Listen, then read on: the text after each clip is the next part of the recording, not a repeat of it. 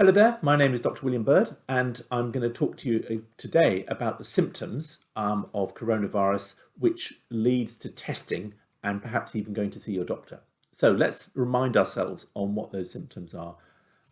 A high temperature above 37.8, a cough that doesn't go away, and a lack of sense of smell and taste. Now, if you get those, as soon as possible now, within 5 days, you must go and get a test done. That can be booked online, and you need to get it done as quickly as possible because after 5 days, the chances are it will show a negative test even though you've had it. Now, the reason why you're getting that test is because when you come back positive, you will get a phone call and someone will go through with you who were you meeting before you got the symptoms or even after you got the symptoms, and who were you with for about 15 minutes, because those people are highly likely to have caught it perhaps from you, and therefore they need to be isolated. So what happens then when you get your test? Well, it's going to be positive or negative. Surely that's easy, but it's not.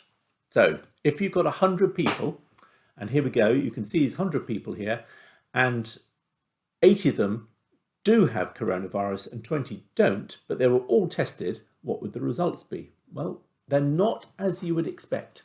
So let's have a look and see. So to start with, and I'm going to have a look over here, it's going to be 56 people were tested positive and ended up as positive. So that's good. So we've got the purples there, which are all a true positive. You've got one person who was tested positive, but was actually negative. So an unusual case, but it does mean that they would be told to isolate even though they don't have those symptoms. The real worry is the orange group, because here you can see 24 have been tested negative, but actually they're positive. So the advice is, if you've got symptoms of a high temperature, a cough, and you've got this lack of sense of taste and smell, then you get a negative test, then get another test. Get the test the next day, because you may well find that it does turn positive. And sometimes if you really do feel unwell and you've caught it early, you might even want to get a third test.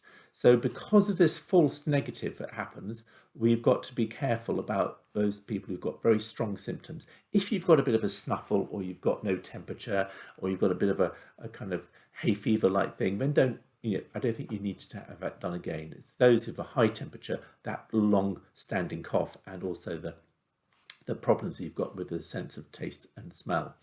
The final group are the true negatives. So they are negative and they've been tested negative.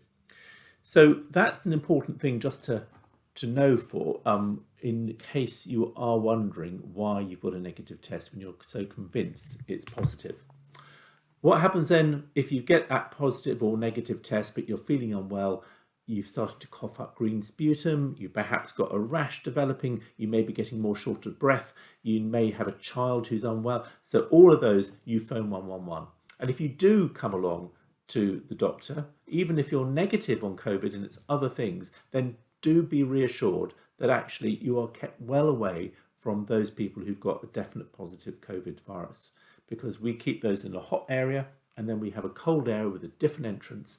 So in almost every place you go to, you will see there's a real strong demarcation. We take off all our gowns and PPE before moving from one area to another, and the rooms are deep cleaned between each patient if you're in that hot area. So it is reassuring, I think, and I know a lot of people are worried about coming up, but we are beginning to miss important things because people are concerned. So please don't be worried. Come up if you really need to. Phone up 111 first. We don't need to see everybody, but if you are concerned about new symptoms developing, then of course we'd be delighted to see you in the NHS. So thank you very much. I hope that makes it a bit more clear for you.